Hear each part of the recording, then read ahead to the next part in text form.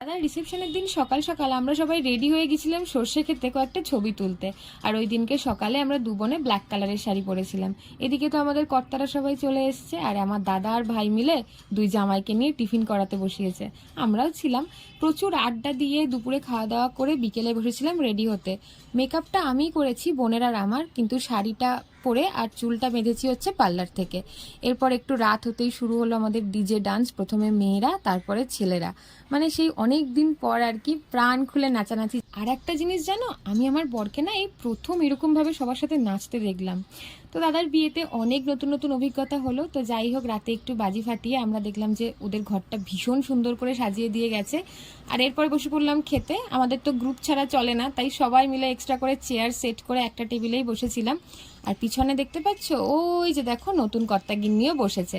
তো আমরা খাওয়া দাওয়া করি আর দাদার বিয়ের এপিসোডগুলো এখানেই শেষ করি। চলো টাটা।